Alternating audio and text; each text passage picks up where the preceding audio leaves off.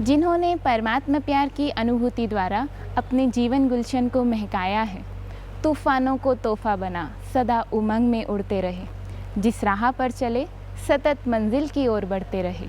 मुश्किलों में कभी हार ना मानी, विजय जिनका जन्म सिद्ध अधिकार रहा। ऐसी महान विभूतियों से आज हमें रूबरू होने का सौभाग्य प्राप्त हो रहा है, अनुभूति द्वारा। शरीर का नाम ब्रह्मा कुमारी कविता, भरतपुर सेवा केंद्र से प्यारे बाबा की सेवाओं को कर रही हूँ।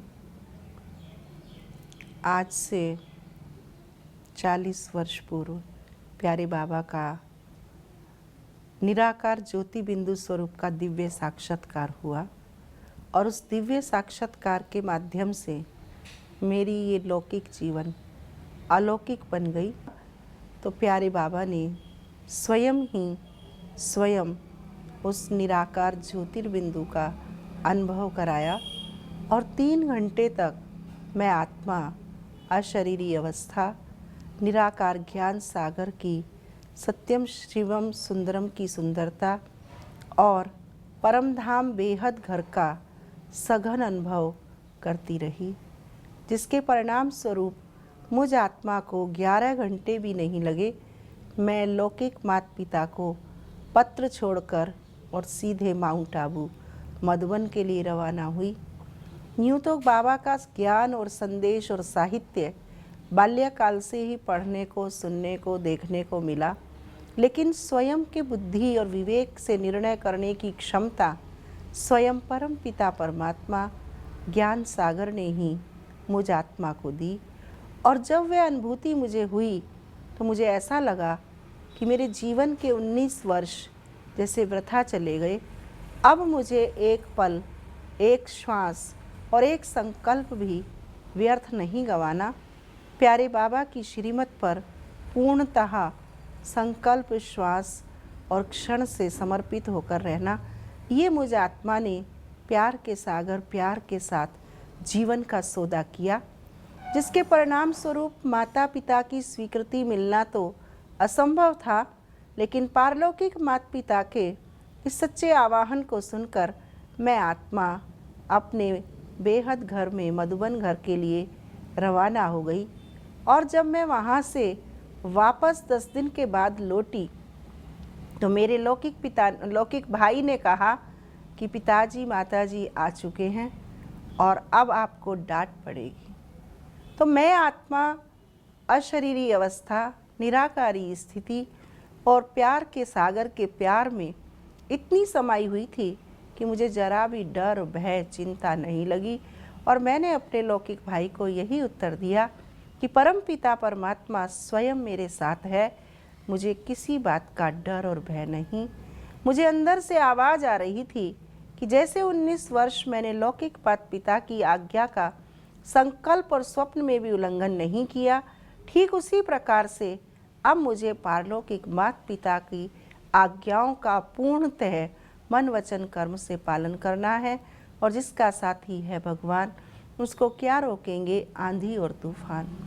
इस संकल्प को लेकर जब मैं प्रथम मुलाकात लौकिक पिता के साथ हुई तो उन्होंने मेरे श्वेत वस्त्रों की श्रृंगार को देखकर, वस्त्रों की धारणा को देखकर और मेरे स्वरूप को देखकर एकदम हक्के बक्के रह गए। और उन्हें प्यारे बाबा ने सरस्वती का साक्षात्कार मुझ आत्मा के द्वारा कराया और उनका डांटना, फटकारना और अधिकार जमाना तीनों ही समाप्त हो गए और रह गया सिर्फ और सिर्फ बाबा। इस प्रकार कल्याणकारी प्यारे बाबा ने मुझ आत्मा को दिव्य अलौकिक शक्तियों को जन्म के साथ ही वो ऊर्जावान बनाया। मैं पिछले 40 वर्षों को यदि मनन करती हूँ, चिंतन करती हूँ अथवा झांक कर देखती हूँ तो कोई संकल्प ऐसा नहीं, कोई दिवस ऐसा नहीं जब निराकार ज्ञान सागर शिव बाबा ने निराकार का एहसास मुझे कराया हो, बल्कि मैं आत्मा ऐसा अनुभव करती हूँ कि प्यारे बाबा स्वयं मुझ आत्मा को चला रहे हैं, स्वयं मुझ आत्मा को पालना दे रहे हैं, स्वयं मुझ आत्मा को मन और बुद्धि की अंगुली को पकड़कर संकेतों की भाषाओं से मेरे जीवन की नैया को पार लगा रहे हैं।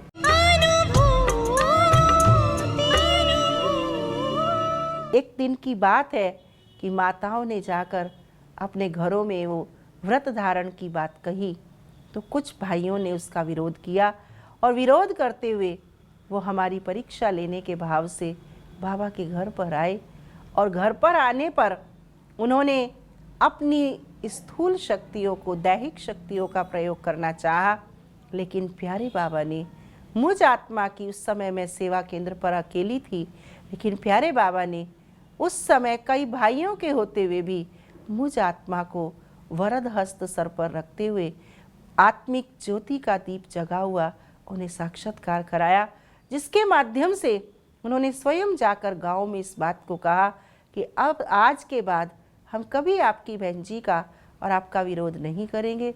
वास्तव में हम मानते हैं कि वो स्वयं कार्य नहीं कर रही, बल्कि उनके द्वारा कोई कार्य करा रहा है। वो सच्ची हैं, उनके विचार श्रेष्ठ हैं और उन्होंने जो आपको आज्ञा दी है उसकी पालना करो। इस प्रकार उन महिलाओं ने आकर हमें इस बात से अवगत कराया, प्यारे बाबा स्वयं ही करते हैं और स्वयं ही अपने बच्चों को आगे रखकर उनका नाम बढ़ाते हैं, उनकी शान बढ़ाते हैं। मुझ आत्मा को इनमें से किसी भी बात का अनुभव नहीं था कि हम कहीं ऐसा संदेश देकर आए हैं अथवा ये भाई सामूहिक रूप से हमारे पास किसी बुरी वृत्ति, बुरी दृष्टि से आए हैं। लेकिन जब उन माताओं बहनों ने उन्हें कहा कि आप ऐसा भाव लेकर वहाँ क्यों गए और आपको स्वयं बाबा ने ऐसा अनुभव कराया है, तो मैं आत्मा की तो आंखें गीली हो गईं कि हम कुछ भी नहीं करते और प्यारे बाबा हमारी रक्षा भी करते हैं, हमें ऊर्जा भी देते हैं, अनेक आत्माओं को निश्चय बुद्धि भी बनाते हैं और अपने बच्चों का ऊंचा झंडा, अपने बच्चों की ऊंची धारणाओं को सारी सृष्टि में प्रवाहित कराते हैं। ऐसे एक नहीं, असंख्य अनुभव किस किस दृष्टिकोण से हम आपके सामने रखें। आज भी जब मैं प्यारे बाबा की गद्दी पर बैठती हूँ तो चाहे मेरे मन में, तन में कितने भी विकल्प हों, कितने भी कष्ट हों, लेकिन प्यारे बाबा की सदली रूपी गद्दी तो ऐसे लगती है कि जैसे मैं बाबा की गोदी में बैठी हूँ।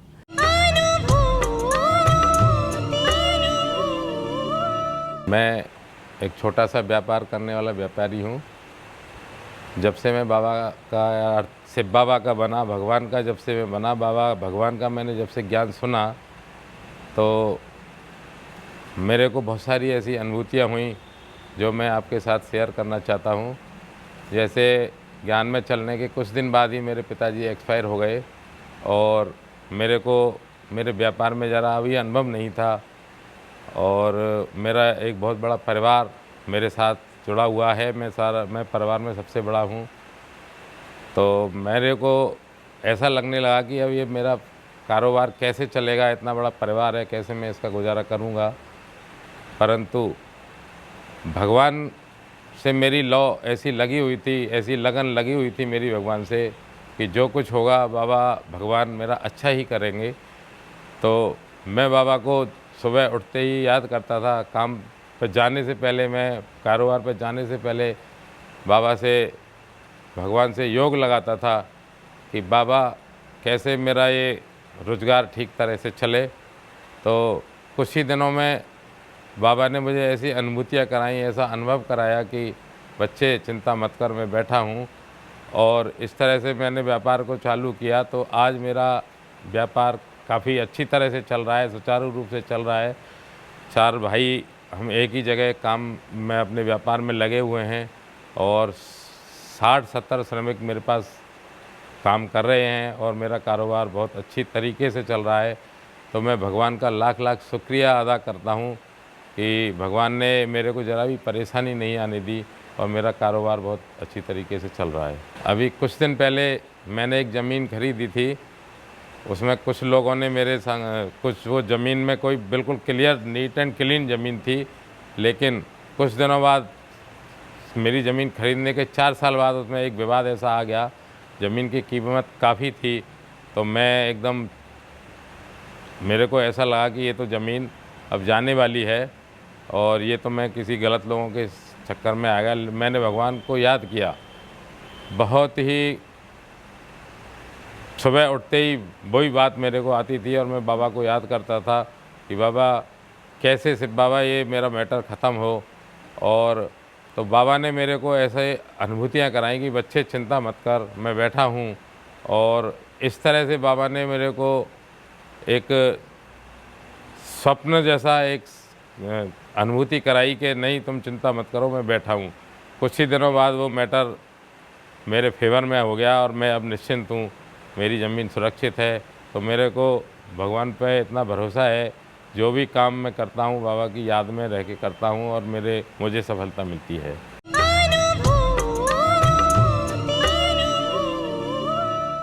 ब्राह्मण परिवार में जन्म होने की वजह से भगवान पर तो पूरा भरोसा था ही और हम भक्ति भी करते थे। लेकिन जब से बाबा मिला, ज्ञान मिला, बाबा मिला, तो और भी विश्वास हो गया कि चलो भक्ति से भगवान मिला है। एक बार की बात बताऊं, हम बाबा मिलन मनाकर आबू से जयपुर लौट रहे थे। रास्ते बस में जो ड्राइवर था वो बस को बहुत फास्ट गति से चलाता आ रहा था।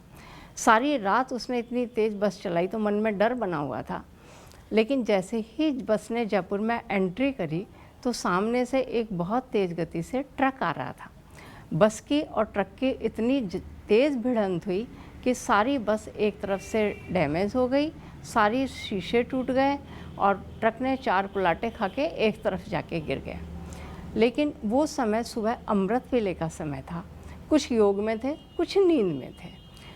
आप ये देखिए कि जो सब सवारियां थीं, किसी को चोट नहीं आई, हल्की फुल्की खरोंच कांच की कुछ 1-2 जनों को ही आई।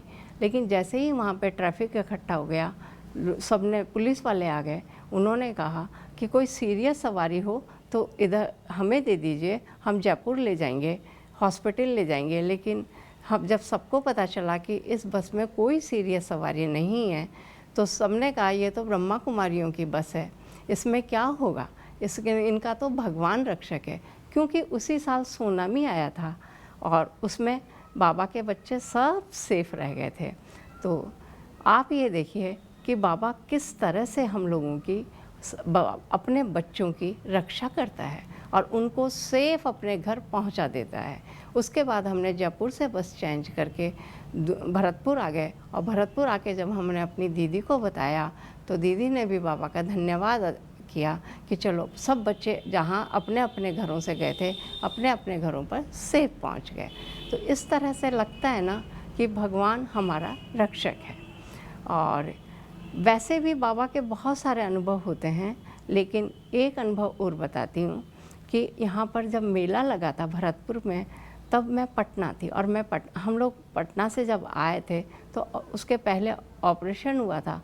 सबने कहा कि बहुत ज़्यादा काम मत करना, वज़न मत उठाना, लेकिन बाबा को साथ रखकर वज़न भी उठाया, काम भी किया, जो मिली सेवा भी करी, सेवा भी बहुत अच्छी हुई और मुझे कभी कोई तकलीफ़ नहीं हुई। इस तरह से बाबा को हमेशा अपने साथ रखकर सेवा करो, कोई भी कार्य करा तो उसमें मुझे कभी कोई तकलीफ़ नहीं हुई।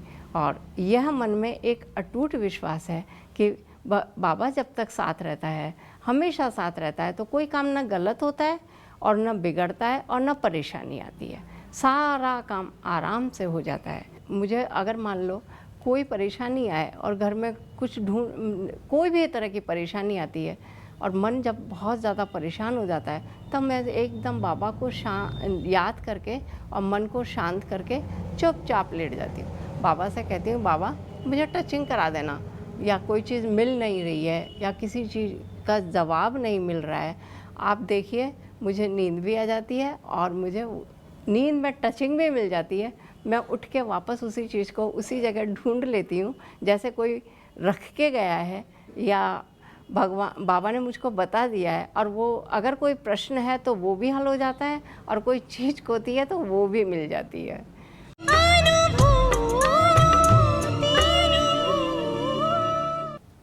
जब से बाप का परिचय मिला, बाबा के बने, तब से बहुत अच्छी अनुभूति होने लगी, अनुभव होने लगे जीवन में।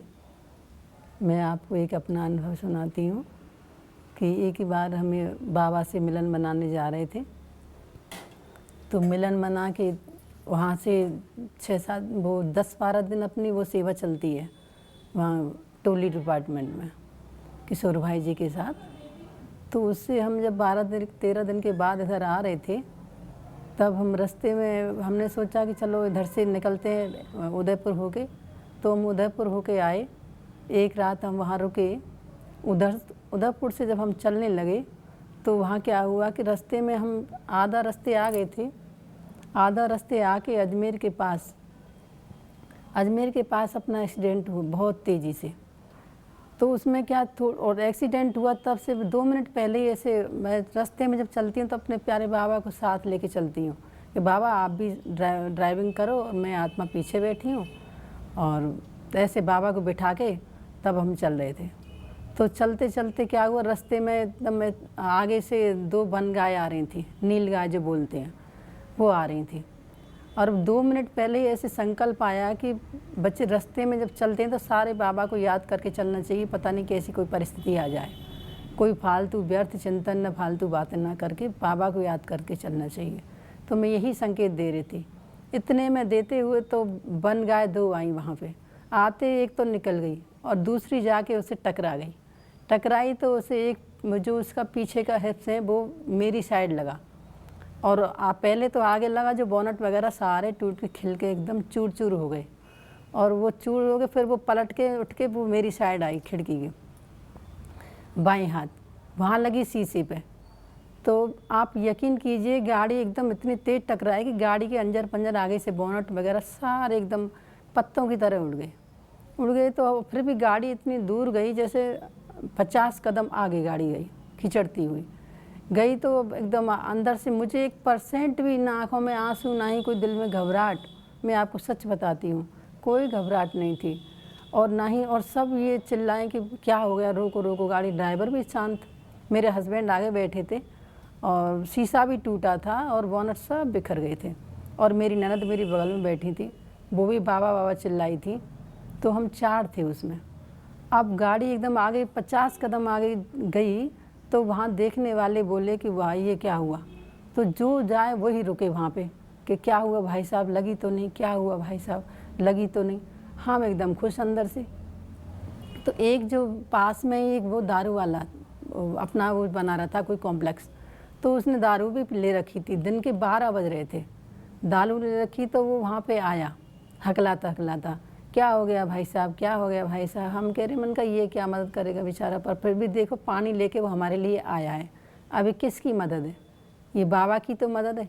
नहीं तो इतने घने जंगल में कौन था वहाँ, अपना कोई नहीं। हम 4 पानी थे, अगर कल कुछ और भी होता तो भी वहाँ कोई नहीं था। तो बाबा ने इतनी मदद की हम बच्चों की। तो कि मेरे हस्बैंड आगे बैठे थे, शीशा इतना उछटा और बोनट वगैरह लगे तो, लेकिन उनके कहीं भी खरोंच नहीं आया। और मैं आत्मा की तरफ इधर गाय का हिप्स लगे, मेरा शीशा भी चटका तो मेरे जरा भी चोट नहीं आई। मैं सच बताती हूँ, बाबा का इतना लाख लाख शुक्र मनाया कि बाबा क्या आपकी कमाल है।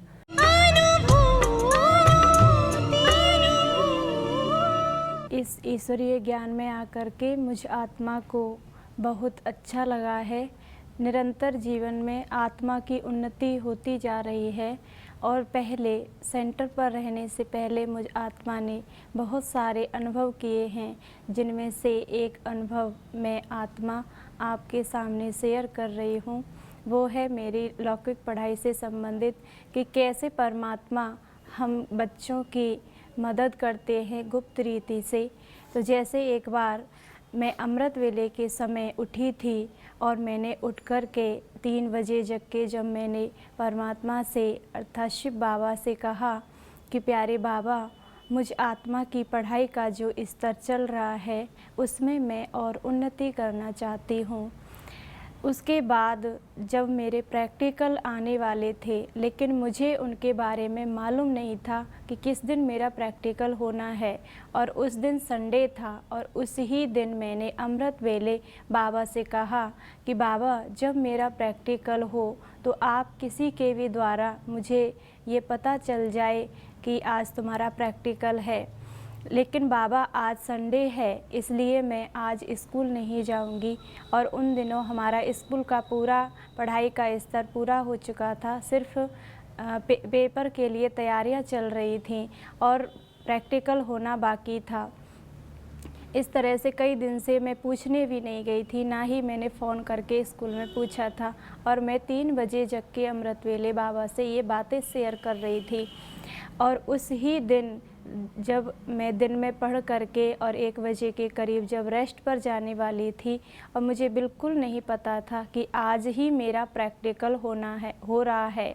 और सभी स्टूडेंट स्कूल में पहुँचे हुए थे और एग्ज़ामिनर भी बाहर से प्रैक्टिकल लेने आए हुए थे। लेकिन 1 बजे तक मुझे बिल्कुल भी ये मालूम नहीं चला था कि मेरा प्रैक्टिकल चल रहा है। 11 बजे से और 1 बजे तक कुछ भी मालूम नहीं हुआ।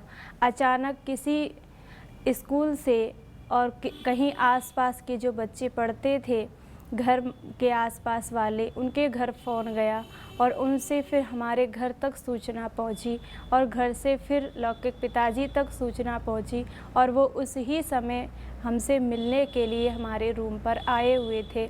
तो अचानक मैं जैसे ही रेस्ट पर जा रही थी तो फिर मैंने देखा कि पापा जी मिलने के लिए आए हुए हैं, तो मैं उनसे मिल लेती हूँ। तभी वो गेट पर एंटर हो रहे थे तो उनके फ़ोन पर फ़ोन आया कि आज इसका प्रैक्टिकल है और ये स्कूल नहीं गई है। उन्होंने तुरंत ही मेरे से पूछा, तो मैंने कहा आज तो संडे है, मैं स्कूल जाके क्या करूँगी। तो फिर बाद में इस बात को कंफर्म करने के लिए मैं स्कूल चली गई, ड्रेस भी पहन गई और प्रैक्टिकल की फ़ाइल भी साथ में ले गई कि हो सकता है मेरे प्रैक्टिकल की डेट आ गई हो और इसको बताने के लिए ही सर स्कूल में बुला रहे हैं। तो मैंने वहाँ जाके देखा कि 2 घंटे से प्रैक्टिकल चल रहा है और मुझे कोई सूचना नहीं थी। फिर वहाँ जाके मैंने जल्दी सारा प्रैक्टिकल का काम पूरा किया और एग्ज़ामिनर को भी थोड़ा अच्छा नहीं लगा था क्योंकि बोर्ड का क्लास है और थोड़ा लापरवाही चल रही है।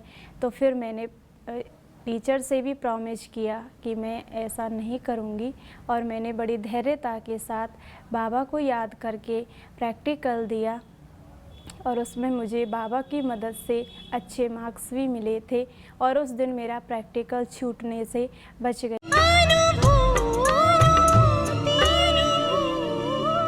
सबसे पहले जब मैं इस सेंटर पर समर्पित हुई तो दीदी में मैंने एक विशेष बात यही देखी कि दीदी के अंदर बाबा के प्रति अगाध प्रेम है।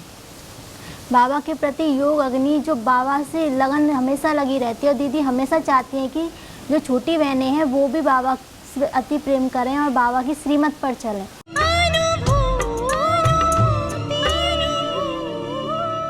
और आदरणीय हमारी जितनी भी ब्रह्मा कुमार बहनें, उनका इतना स्नेह है कि वो वास्तव में एक हमारे भरतपुर में कायाकल्प के लिए यहाँ पर आई हुई हैं। यहाँ पर हमारे भरतपुर का कल्याण हो रहा है। हमारे बहुत सारी तादाद में भाई और बहन यहाँ पर सुबह आते हैं, मुरली सुनते हैं और जो भी कोई फंक्शन होता है बहुत ही बढ़ चढ़ करके हम लोग भाग लेते हैं। एक आध बार हमको ऐसा चांस ही मिला कि शिव बाबा की जयंती निकल रही थी तो उसमें भी पूरे शहर में भ्रमण करने का हमको मौका मिला था। तो बहनों की कृपा से हमने पूरे शहर का भ्रमण किया और ऐसा लग रहा था कि वास्तव में स्वयं परम पिता परमात्मा हमारे साथ चल रहे हैं। ब्रह्मा बाबा का अटूट हमारे ऊपर प्यार है और वो प्यार ब्रह्मा बाबा ने तभी से हमारे ऊपर बराबर बनाए रखा है और उसी समय से हम आज तक सेंटर से जुड़े हुए हैं और हर प्रोग्राम में हम यहाँ पर आते जाते हैं। एक बार आदरणीय बहन जी की मेहरबानी से हमको मधुबन जाने का अवसर मिला।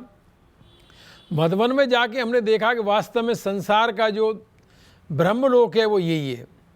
वहाँ इतनी शांति थी, इतने शानदार वहाँ पर प्रवचन थे, इतने बढ़िया प्रोग्राम हो रहे थे, साफ़ सफाइयत बहुत ही अच्छी थी और हमारी बहनें बहुत ही बढ़िया तरीके से वहाँ बढ़ चढ़ करके भाग ले रही थी। आदरणीय दादियों का सानिध्य हम लोगों को मिला, दादियों के दर्शन हम लोगों को करने को मिले।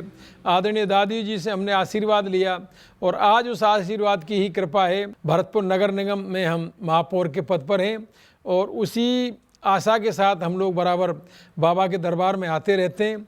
वास्तव में बाबा के बारे में जो भी कुछ कहा जाए वो बहुत कम है। हमारी बहनें बहुत ही बढ़िया हम लोगों को ज्ञान देती हैं। यहाँ पर भरतपुर शहर में बहुत सारी जनता यहाँ पर आती है। सब बाबा के जो प्रवचन हैं, बाबा की जो मुरली है, उनको हम लोग सुनते हैं। तो वास्तव में हम लोगों को ये लगता है कि आज संसार में जो भी कुछ है वो बाबा के आशीर्वाद से और बाबा की कृपा से ये सब कुछ चल रहा है। इस तरीके का हम लोग यहाँ पर अनुभव करते हैं।